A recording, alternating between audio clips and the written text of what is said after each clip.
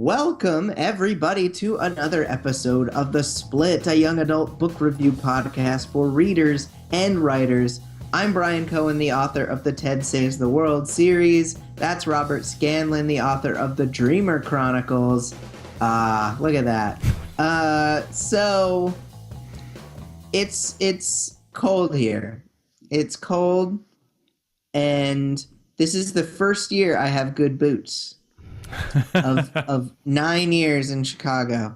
The first pair of decent boots I got was when I worked at a Starbucks, and a customer saw how ridiculously unprepared I was for the winter and gave me her son's old boots. Oh my goodness. Isn't that nice? That was very lovely, isn't it? Yeah. Well, when you come and visit, don't bring your boots. I will not. I really look forward to coming to Australia. I would love to. But yeah, we should talk about a book, huh? Let's do that. What kind of books should we talk about today, Bryan? This is your Valley Girl. This is your teen popular teen. I like this. There was a vague attempt at it. No, it was good. It was good. You committed, and that's what's important. So today we're going to talk about Before I Fall by Lauren Oliver. This was really something. I thought this was a special book, and I'm really glad that you brought it to my attention because I'd never heard of it. And so I'm really excited to talk about it. As usual, we'll describe it. We'll talk about it from reader-writer perspective, takeaways, and a prompt at the end. All right. Samantha Kingston is at the top of the popularity food chain, running her high school with an iron fist along with her best friends, at least until a horrible accident leaves her dead. When she wakes up the next day without a scratch on her, Sam realizes that only she can choose how to live her final 24 hours. The changes she makes could affect many more lives than her own. So, right off the bat, we talk about the death. The death really isn't a spoiler. It's part of the book. It's part of the framework. It's really in the first. I don't know if it's in the first chapter, but it's certainly in the first part.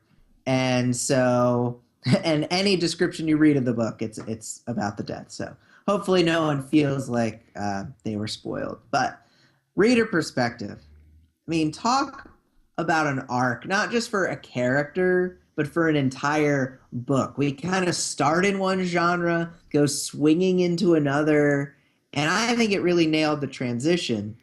Spiritual without being too overt. It's inspiring without being hammy. Of the 15 books we've read for this show so far, this is probably the one I'm most likely to reread. Mm-hmm. So high praise for me. That's very high praise one. From the man himself. From the man himself. What did you think? I'm with you on that, Bryan. I absolutely am. Very interestingly, and I might talk about this a little later, if it hadn't have been for this show, I would never have finished this book. And clearly, we'll come to it later, that's one of the things the author was kind of hoping. But this is a debut novel. Yeah. Right? Yeah, I know. Oh, please. I mean,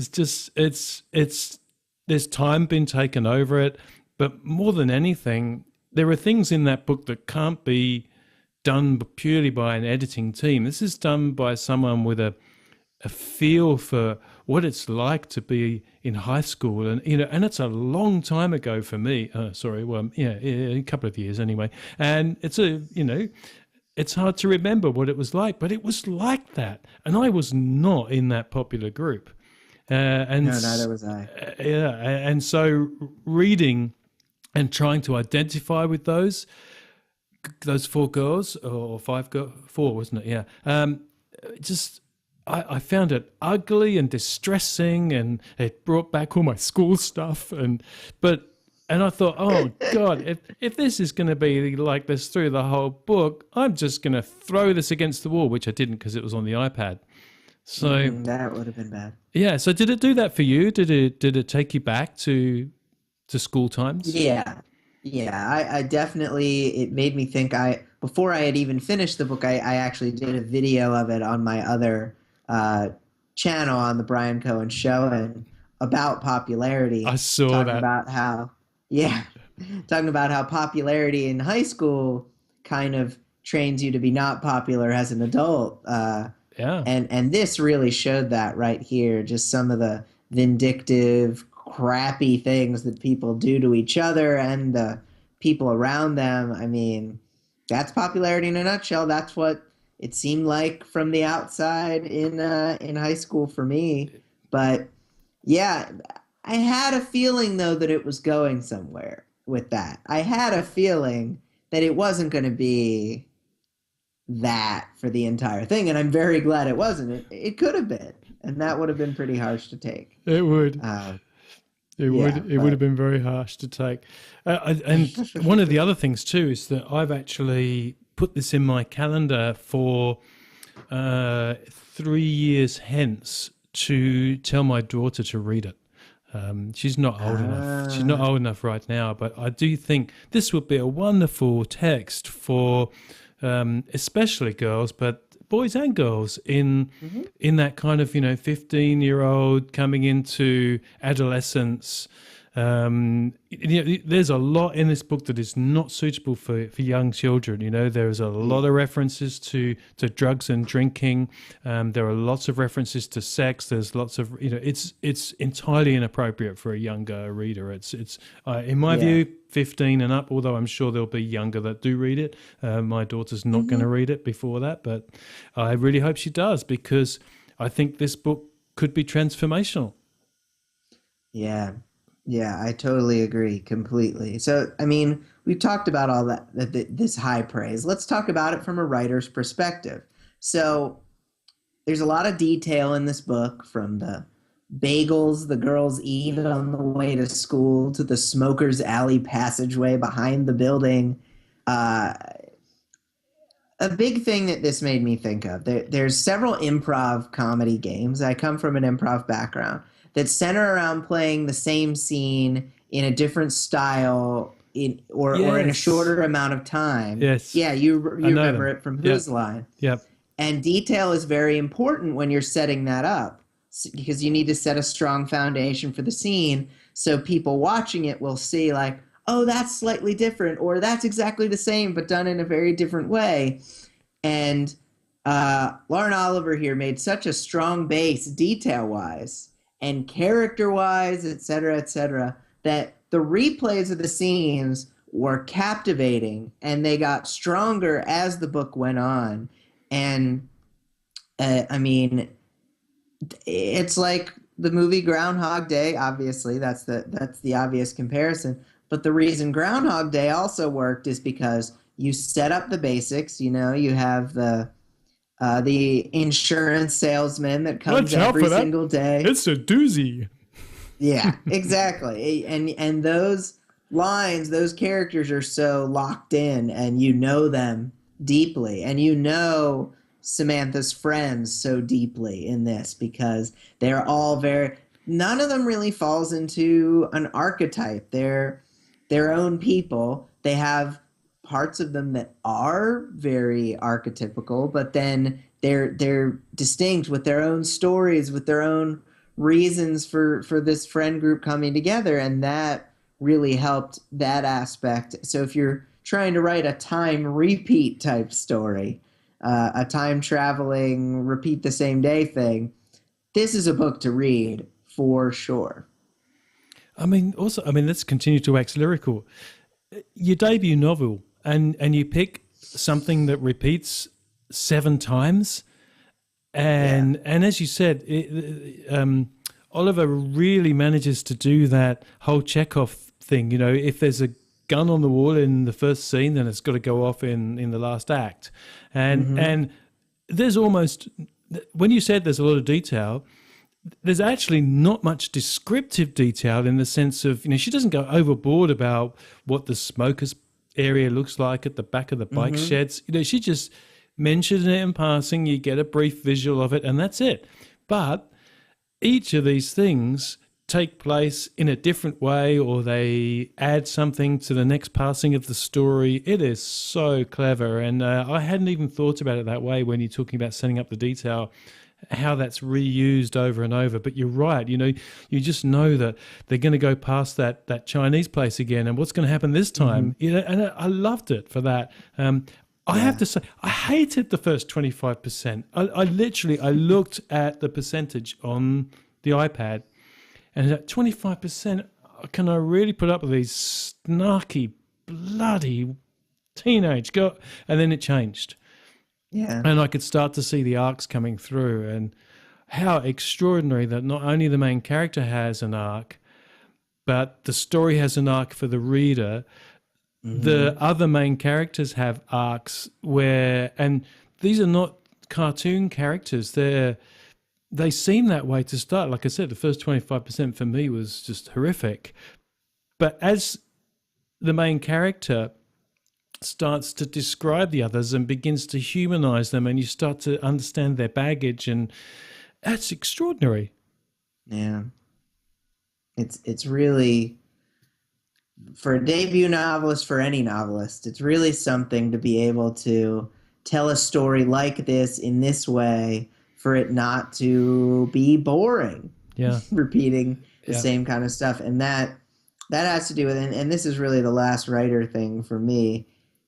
I mean, we talked about in the last episode, revealing human truths. This is revealing tons of human truths about high school popularity, about teenage sexuality, about drinking, about suicide, about death, all of those things and more. This covers well, and you learn something about all of those things from beginning to end of the book. Why doesn't everyone know it? Why isn't this? And I liked Fault in Our Stars. Yes. Why isn't this The Fault in Our Stars? Yeah. Because this is a book that I feel like I would really love it if 50 million people read it, because it's an important book. I agree. I absolutely agree. And it's a real turnaround. I was about to sort of, oh God, I don't know if I can persevere with this. And it turned into one of the best books I've read in terms of observations about humans. And I didn't want it to finish. And, you know, that's it was so sad when it finished. Oh, no. For many reasons. But the good news is that, you know, she's written more. And I mean, that whole list of things that you've just said, you know, it's about death, it's about suicide, it's about friendships, it's about drinking and drugs, and about parties, and about boys and girls and growing up, and in a debut novel.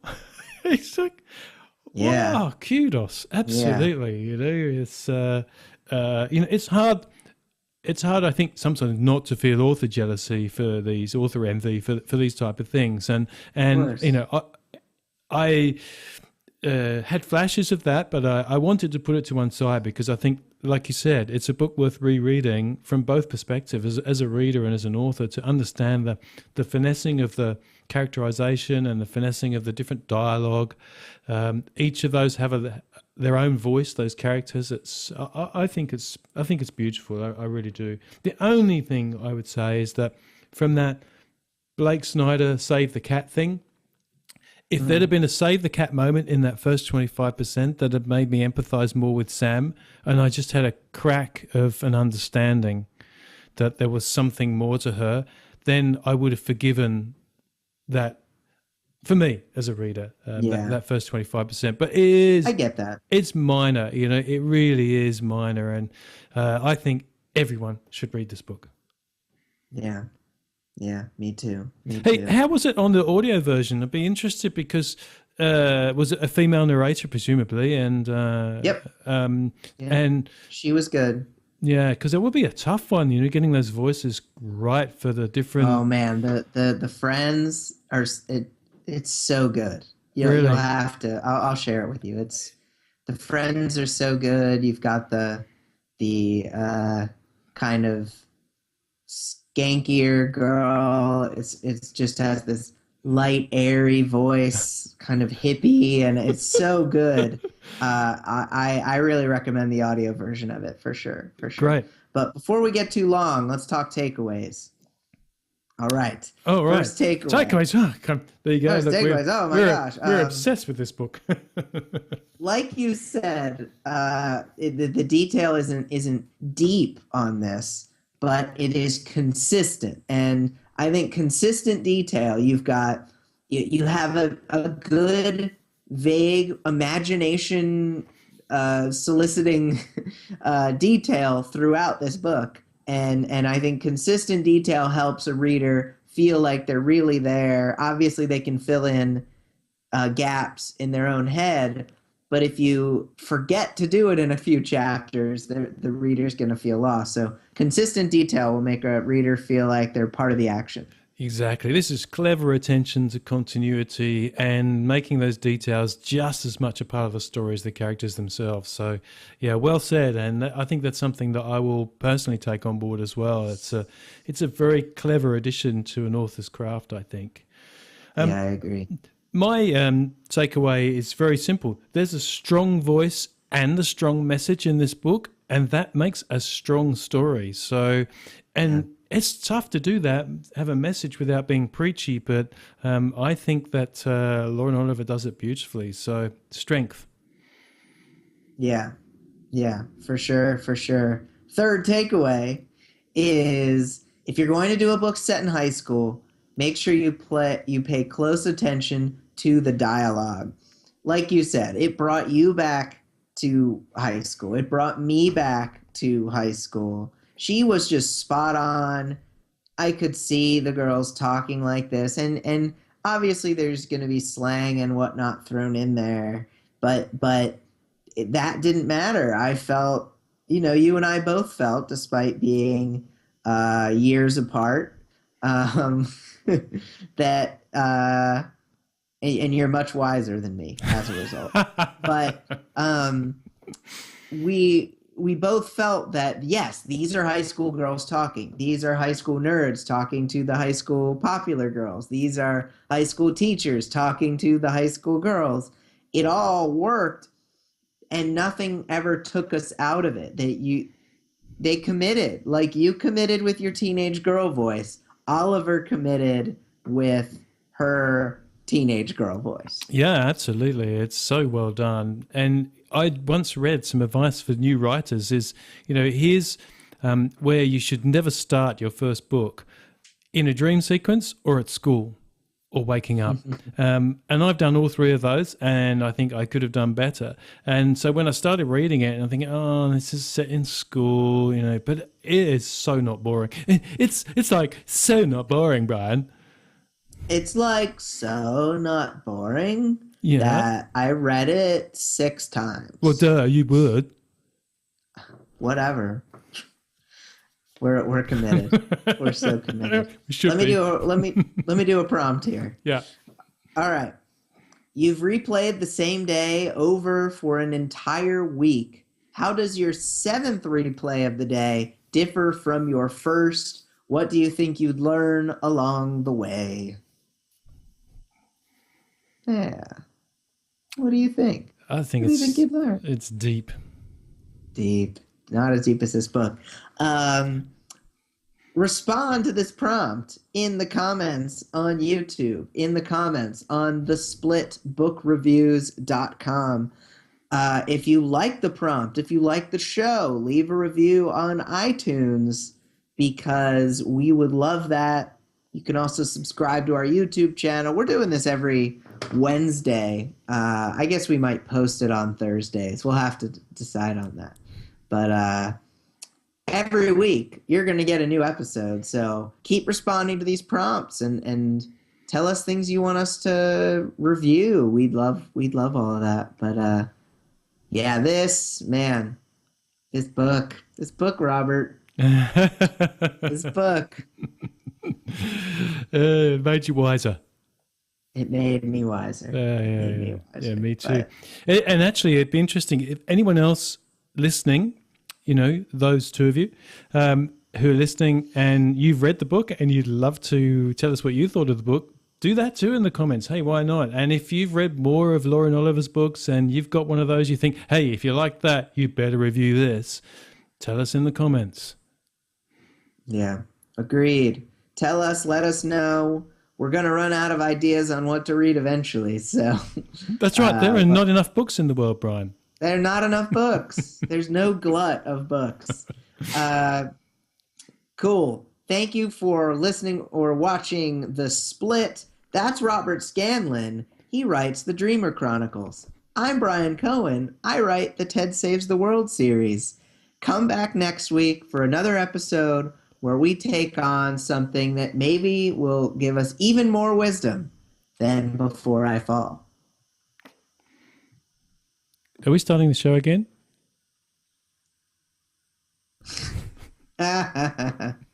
Weird. Thank you guys for watching. Somewhere on this page is a subscribe button to the Split channel. We do reviews every week. We would love it if you followed us every single week. Isn't that right, Robert? That's exactly right. Follow us now. Hit the subscribe button. Do it.